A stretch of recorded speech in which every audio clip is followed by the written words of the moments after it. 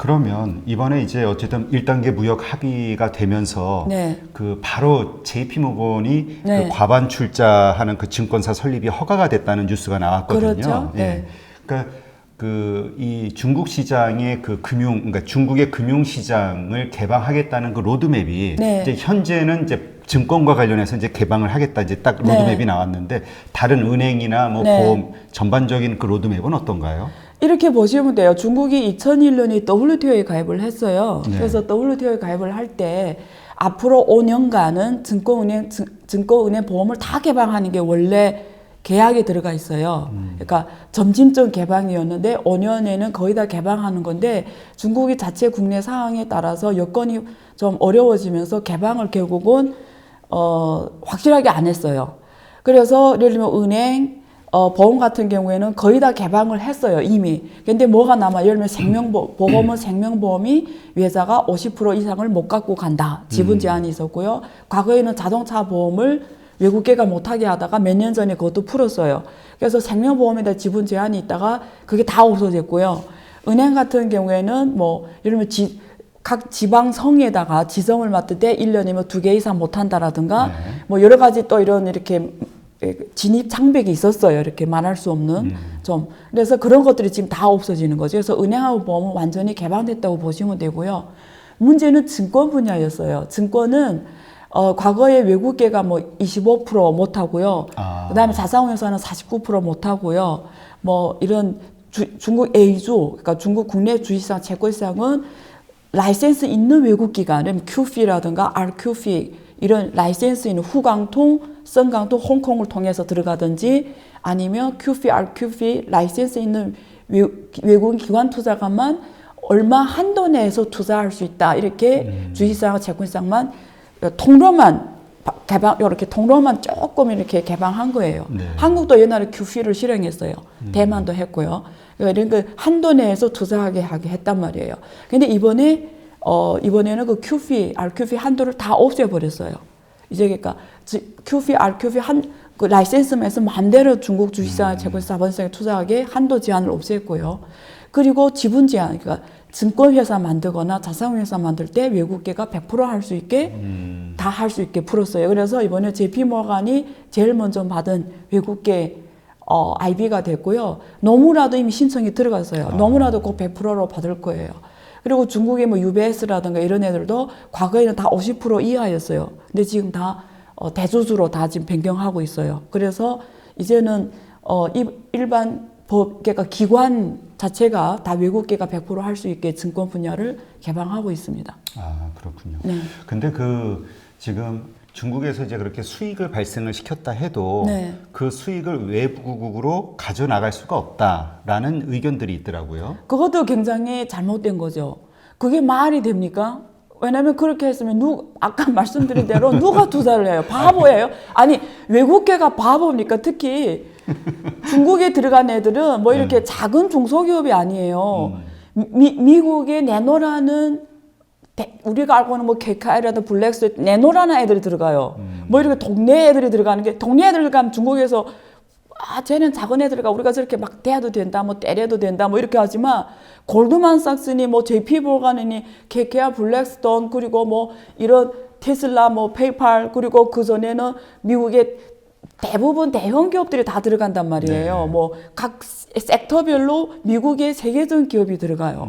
뭐 이렇게 그러니까 글로벌 500대 브랜드 기업들이 중국에 다 들어갔다고 보시면 돼요. 네. 이런 애들이 들어가는데 중국이 그 기업들이 바보예요. 왜 들어가요? 번 돈을 못 빼는데 왜 들어가요? 그리고 과거에 중국의 5대 은행들이 있잖아요. 네. 건설은행, 공상은행, 뭐 중국은행, 그다음에 중국 농협은행, 그다음에 뭐 교통은행 이런 5대 은행에 특히 공사은행의 이런 주요 주주가 이런 JP모건이 골드만삭스 이런 애들이었어요. 그런 애들이 얼마나 똑똑하냐면 글로벌 금융위기 이전에 다 지분을 팔고 돈을 어마어마하게 벌었어요. 그러니까 2000년대 초에 이 중국의 5대 은행에 지분 투자해서 2008년 금융위기 이전에 딱 나와서 몇십 배 수익을 남기고 나왔거든요. 그게 뭐 그거는 무슨 일이에요, 그러면?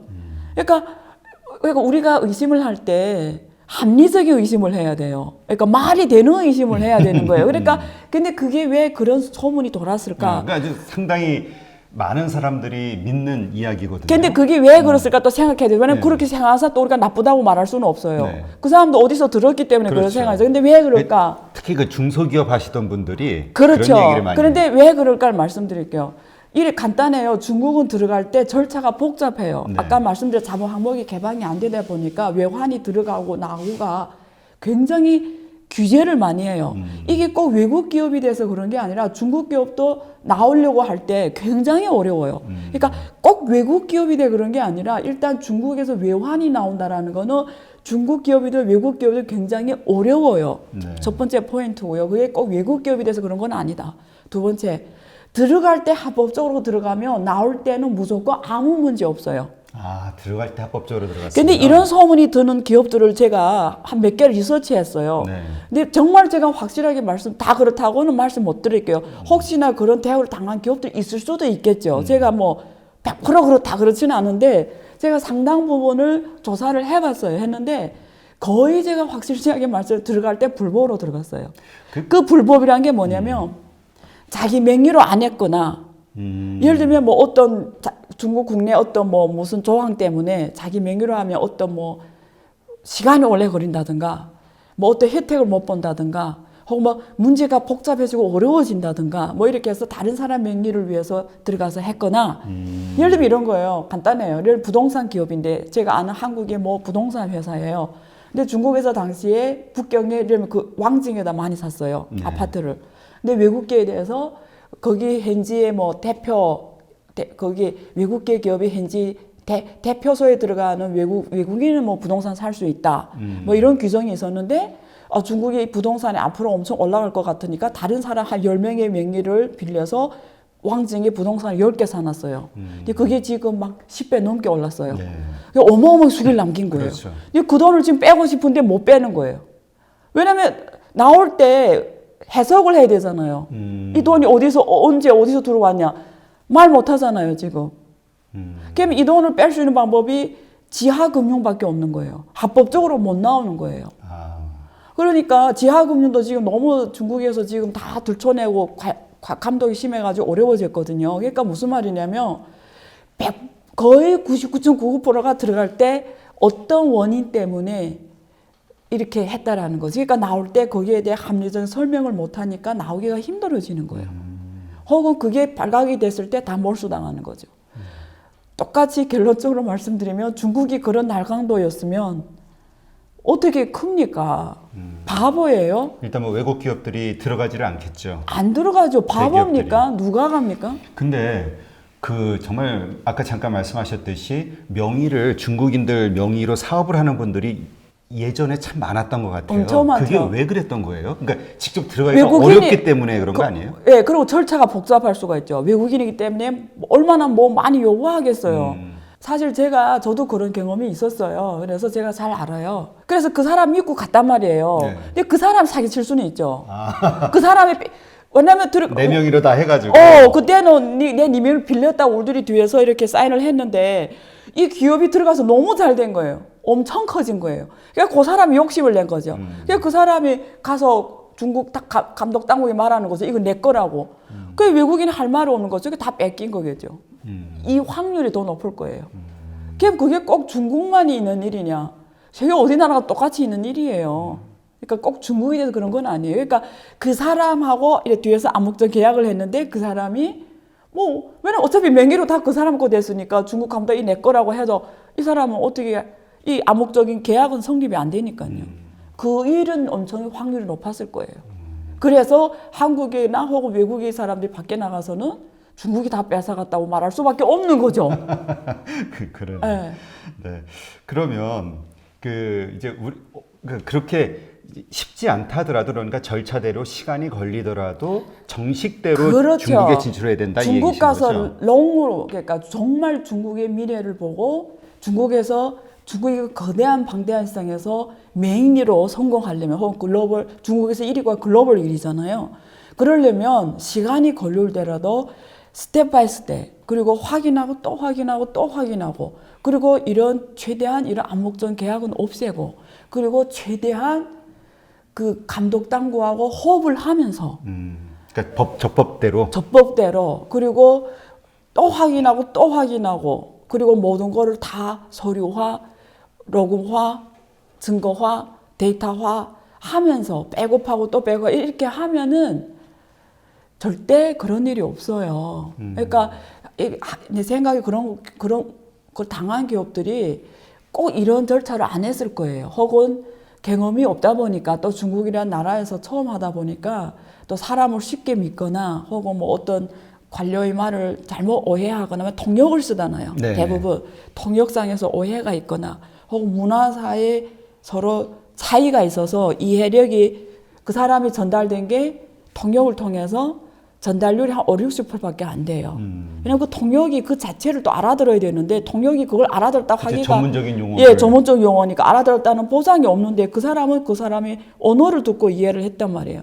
그런 차이도 있었을 거고, 문화적인 차이도 있을 거고, 제도에 대한 이해 부족이 있을 거고, 스텝 스텝 확인도 안 됐을 거고, 뭐 이런 것들이죠. 그래서 그런 일이 있었지 않았을까 이렇게 생각합니다.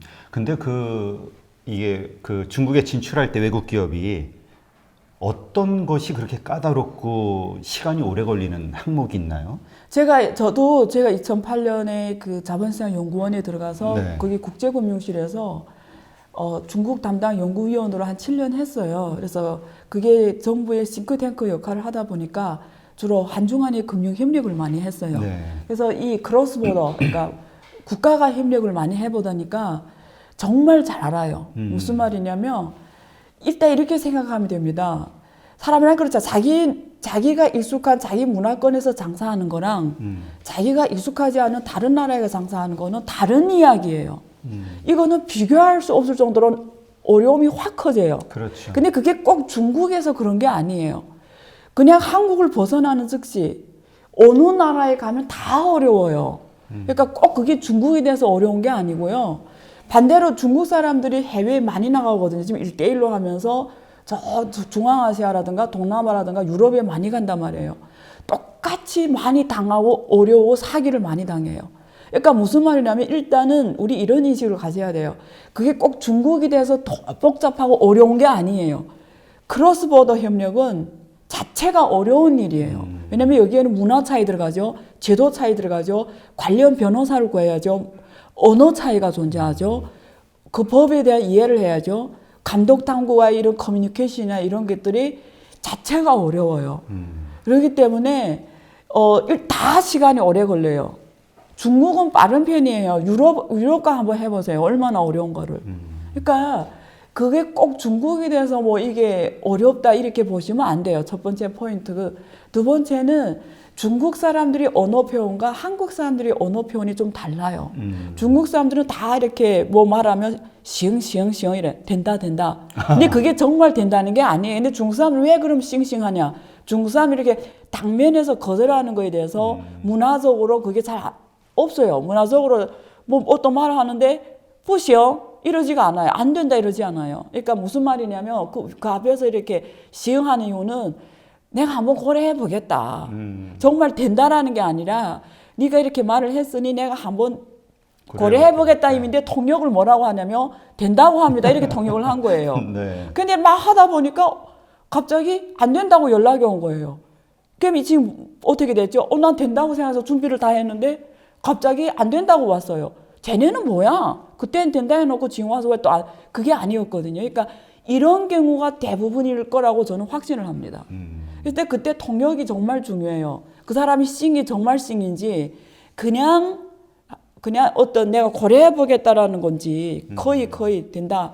그게 정말 이렇게 정확하게 그게 안 되는 거예요. 그래서 그런 문제들이 많아요.